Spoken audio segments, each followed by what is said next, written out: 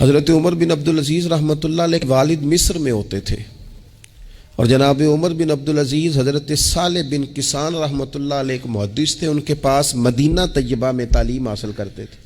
تو آپ نے اپنے استاد صاحب کے پیچھے عصر کی نماز پڑھی تو ایک رکعت آپ کی لیٹ تھی، اٹھ کے آپ نے نماز پوری کی تو حضرت صالح بن کسان محدث تھے، عالم تھے، حدیث پاک کو جاننے والے، وہ حضرت عمر بن عبدالعزیز سے کہہ رہے ہیں بچپن ہے اور والد مصر میں۔ انہوں نے پوچھا بیٹا کہاں تھے نماز میں؟ ایک رکعت میں میں نے دیکھا کہ آپ نے دیر سے نماز پڑھی ہے۔ تو عرض کرنے لگے میں حضور کنگھی کر رہا تھا۔ بعض بچے آئینے کے سامنے کھڑے رہتے ہیں، پھر بڑی بڑی دیر ہی کھڑے رہتے ہیں۔ کنگھی کر رہا تھا تو ذرا دیر ہو گئی۔ حضرت صالح بن کسان رحمۃ اللہ علیہ نے ان کے والد کو مصر میں خط لکھا، فرمانے لگے جوانی بھی ہے، موقع بھی ہے، فرصت بھی ہے، اور ابھی بھی آپ کا بیٹا جماعت سے نماز نہیں پڑھتا۔ مصر میں خط گیا۔ آج جب میں نے پوچھا ہے تو اس نے کہا میں کنگھی کر رہا تھا۔ اتنے معمولی سے کام کے لیے اس نے تکبیر اولیٰ چھوڑ دی۔ اب وہاں مصر میں بیٹھے والد نے یہ نہیں کہا کہ مولوی صاحب آہستہ آہستہ ٹھیک ہو جائے گا، آپ کو کیا ہو گیا ہے، کوئی بات ہے کرنے والی؟ انہوں نے وہاں سے گھوڑے پہ بندہ دوڑایا، بندہ مدینہ طیبہ آیا۔ اس نے کہا جاتے ہی عمر بن عبدالعزیز کو لے جانا حجام کے پاس اور اس کے سارے بال اتروا دینا، اور اسے کہنا پتر جن بالوں کی وجہ سے نماز رہ جائے ان بالوں کو سر پہ نہیں رہنا چاہیے۔ تیری جماعت کی رکعت رہ گئی پتر، اتنا بڑا کام، اللہ کے حضور حاضری کا موقع تھا۔ پھر اس کا ریزلٹ کیا نکلا؟ حضرت عمر بن عبدالعزیز بادشاہ بنے۔ 39 سال عمر میں انہوں نے پوری امت کو خیر سے بھر دیا۔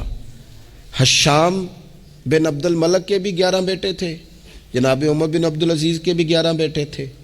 حشام جب دنیا سے گیا تو ہر بیٹے کو 10 لاکھ دینار آئے، اور جناب عمر بن عبدالعزیز جب دنیا سے گئے تو 11 بیٹے تھے اور 6 دینار تھے۔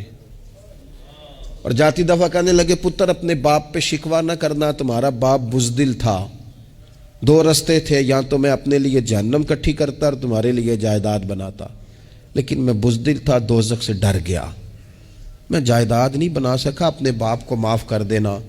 تو بچے کہنے لگے ابا جی ہم جس گلی سے گزرتے ہیں لوگ اٹھ کے کھڑے ہو جاتے ہیں کہ نیک باپ کی اولاد جا رہی ہے، اچھے باپ کے بچے جا رہے ہیں، ہمیں کوئی ضرورت نہیں جائیدادوں کی۔ وہ شخص جو یہ بیان کرتا ہے نا کہ 6 دینار چھوڑ گئے تھے، وہ کچھ کفن دفن پہ لگ گئے، کچھ اور کسی کام لگ گئے، 6 دینار کل بچے بچوں کے پاس، 11 بیٹوں کے پاس۔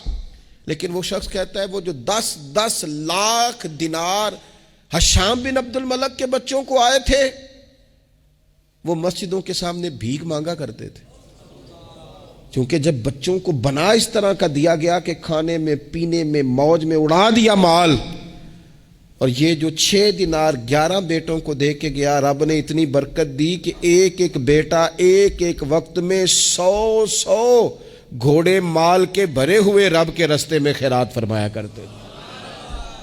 اصل دولت اولاد ہے، اصل دولت اس کا اخلاق ہے، اصل دولت اولاد کی اخلاقی تربیت ہے۔